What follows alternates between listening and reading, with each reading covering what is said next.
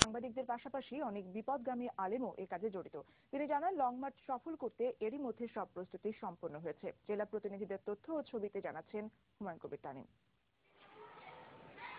ইসলাম ও রাসূল সাল্লাল্লাহু আলাইহি ওয়াসাল্লামের বিরুদ্ধে কটূক্তিকারী নাস্তিক ব্লগারদের মৃত্যুদণ্ডের বিধান রেখে সংসদে আইন পাশ করা সহ ১৩ দফা দাবিতে ৬ এপ্রিল ঢাকামুখী লং মার্চের ডাক দেয় হেফাজতে ইসলাম বাংলাদেশের আমির আল্লামা শাহ আহমদ শফী। তবে দারুল মারিফ মাদ্রাসা সহ কয়েকটি মাদ্রাসার প্রধান আলেমরা লং মার্চ থেকে সরে এসেছেন বুধবার একটি জাতীয় পত্রিকায় এমন খবরে ক্ষোভ জানান আল্লামা সুলতান জওক নদভী। আল্লাহ রাসূলের অবমাননা, ইসলাম বিদ্বেষী কর্মকাণ্ড, ইসলামের প্রতীক নামাজ রোজা সম্পর্কে কটূক্তি, এগুলি কোনো মুসলমান সহ্য করতে পারে না।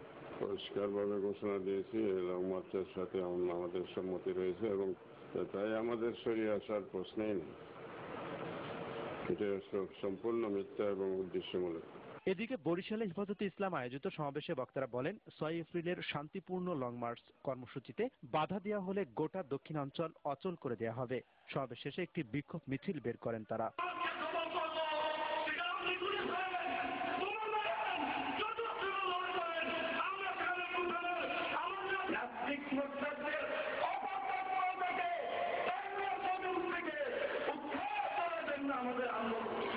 সব বাধা উপেক্ষা করে লং মার্চ সফল করার ঘোষণা দিয়েছে হেফাজতে ইসলামের নেতারা।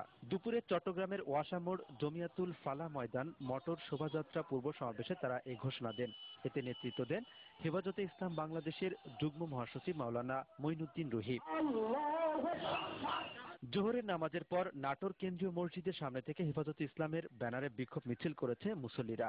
এ সময় বক্তারা নাস্তিক ব্লগারদের দৃষ্টান্তমূলক শাস্তির দাবি জানান। এই সরকার ইসলামের বিরুদ্ধে অবস্থান নিয়ে আত্মহানি যারা করে, সেই রাসূলের মান সম্মানের উপরে যারা আঘাত হানে। এদিকে লং মার্চ সফল করতে বগুড়ায় হেফাজতে ইসলামের সম্মেলন অনুষ্ঠিত হয়। সম্মেলনে বগুড়ার বিভিন্ন মাদ্রাসার শিক্ষক শিক্ষার্থী ও মসজিদের মুসল্লিরা যোগ দেন।